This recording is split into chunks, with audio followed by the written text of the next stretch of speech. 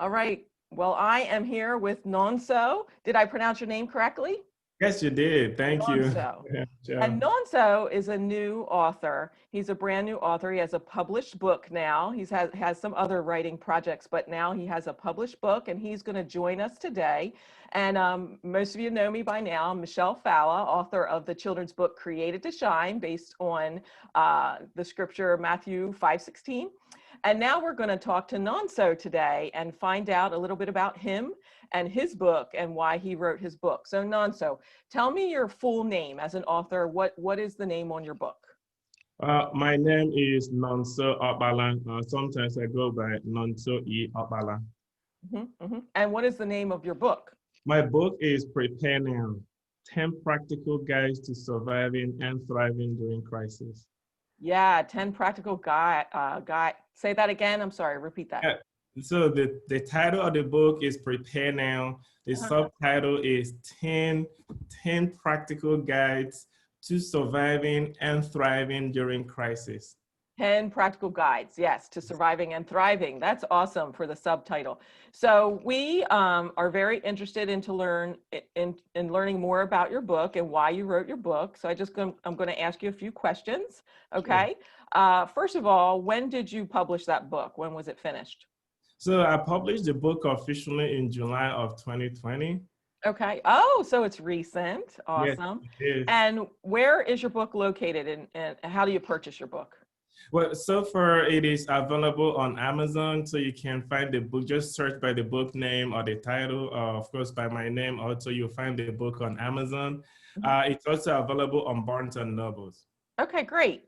And do you have your book there with you by any chance? I sure do. Excuse me. This is there. It is. Yes. Yeah. Yes. Now we have a visual image of the color of your, of the cover of the book. That's a great. Prepare Now. I love that. I love that. Okay, so what inspired you, Nonso, to write Prepare Now? Well, around, I think, excuse me, one of the things that did inspire me was the Great Recession of 2007, 2009. A lot of you probably do remember that. Then I was a college student. However, there were a lot of people who struggled. During the whole Great Recession, I'm talking about 2.6 million people lost their jobs, okay? And obviously, I believe that a lot of them were not well prepared. And then when the recession hit, there were a lot of things that followed the whole financial crisis. We're talking about foreclosure, eviction. We're talking about mental health crisis just short of domestic violence, and even suicide, especially among men. So when towards the end of 2019, as I started hearing a little bit about there could be a chance of another recession in 2020, I'm like, well, I knew people suffered. Is there something that I can do to at least alert people, at least inform them, look, you got to prepare ahead of time. It doesn't matter if it's 5 years or 6 years from now, it will happen again. Some kind of recession will happen. You better prepare a little bit in advance. So that's what inspired me to write something that will help people. So in the book, I provided 10 practical guides that will help you to prepare.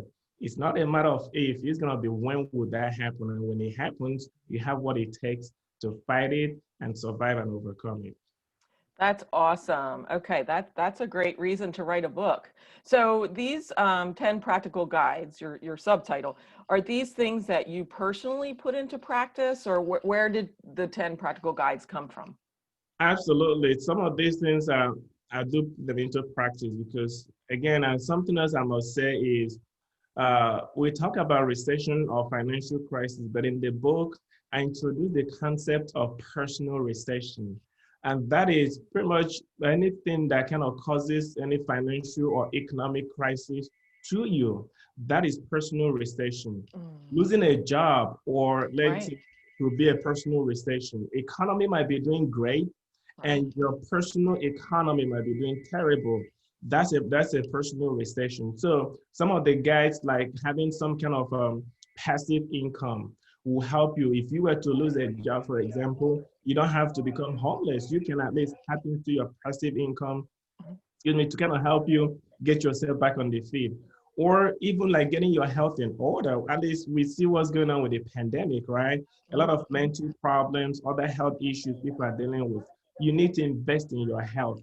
now, Wow. not when something hits. So these are some practical things like saving, investing, having some type of a support network, having great support network when you're faced with crisis. You have people who can help lift you up, that you don't have to sink into depression or into thinking to having some suicidal thoughts. All of these and many more, having spiritual backings, having that strong faith would help you to deal with crisis. So these are some practical things that can help you. And I have applied some of them in my own personal life. And last thing I would say, Michelle, on this question is I do recall the struggle that we went through, my wife and I, when we kind of got married with issue with infertility. I did share the story, a very compelling story in the book.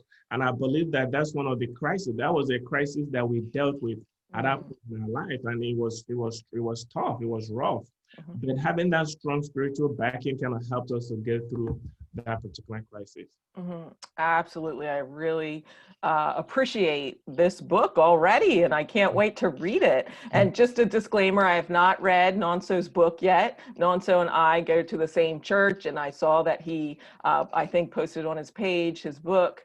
And so we just kind of jumped on here and decided to talk about his book. But I am interested in reading it because I'm a person that likes to prepare. I don't like surprises, so to speak, especially if you can kind of be more prepared.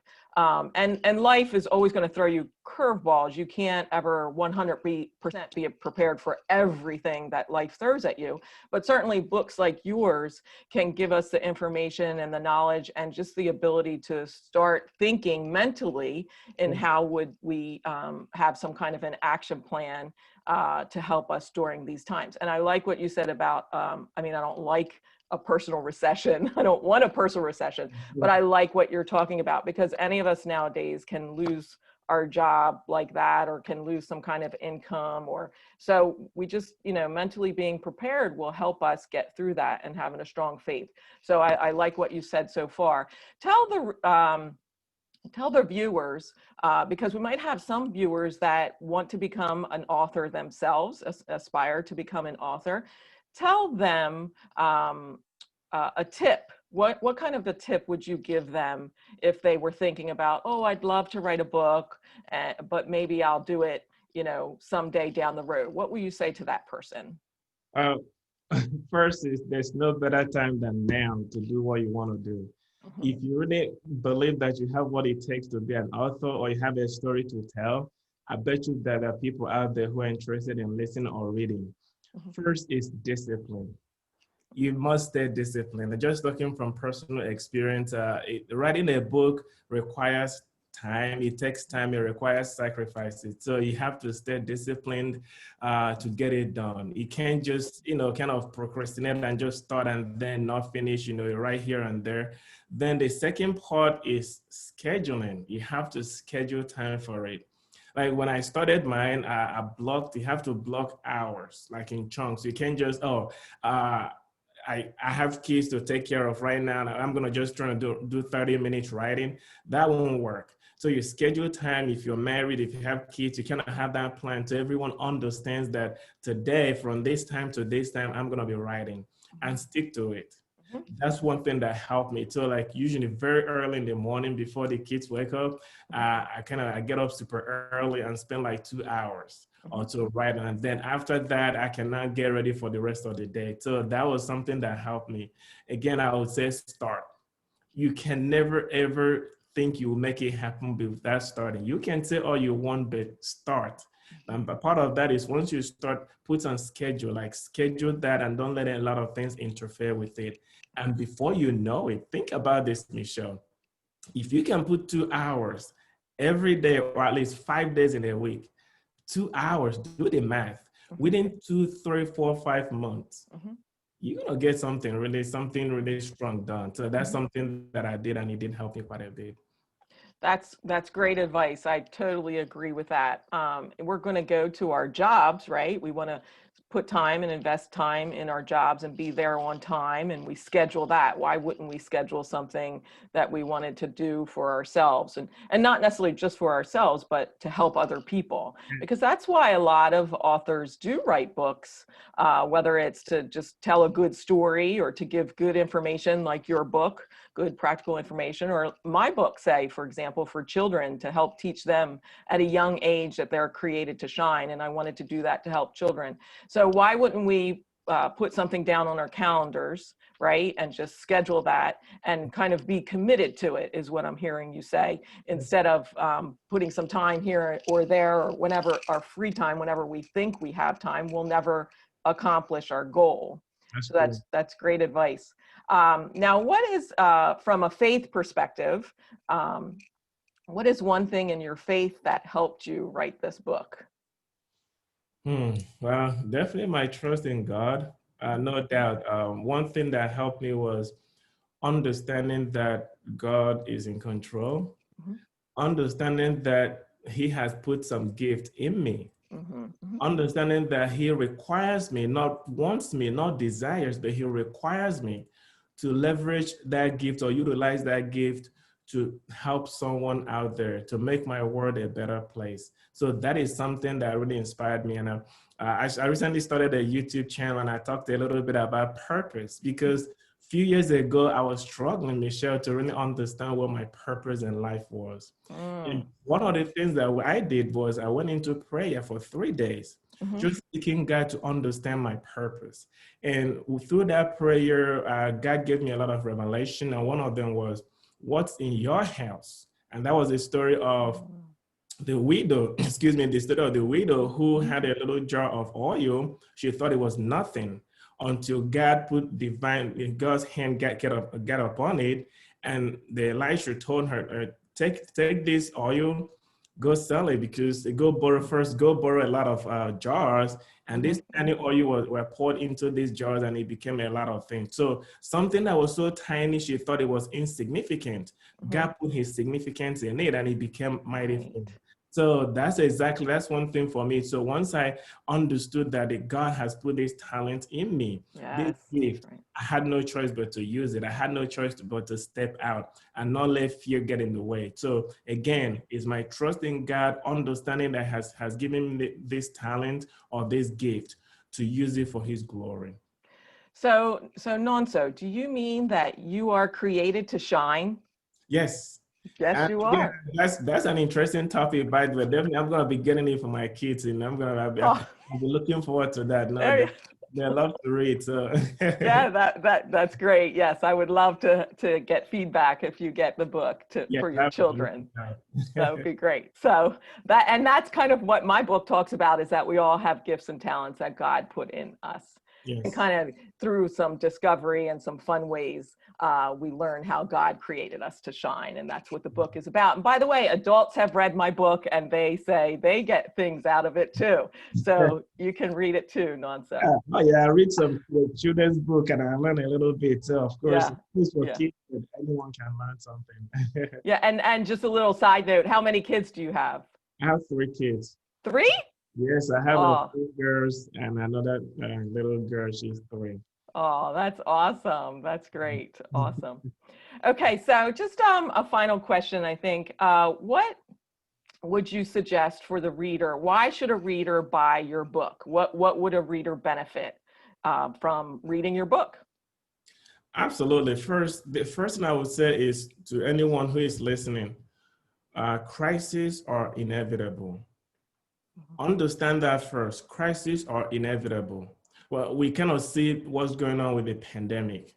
As early as January, no one knew that we'll be in this situation. Mhm. Around March and April of this year, we lost about 22 million jobs. Mm, Because some of them were temporary. Once the economy kind of started opening, some of the jobs got restored. mhm, So why would you read my book? You need to prepare. mhm, mhm, Crisis, again, personal recession, whatever that is, are inevitable. mhm. So part of that is in the book, I talked about some practical steps that you can take now, not tomorrow, not when it hits, because when you prepare for Right. something, then once you're in the game or in the situation, you have the right tools or the right arsenal to fight, because crisis basically throw us out of the ballpark. So that's it. That's one of the reasons why you should read the book. In the book, you understand the concept of having some kind of side hustle. Some people might call it side hustle. You understand why that will help you to address any crisis that you have. For example,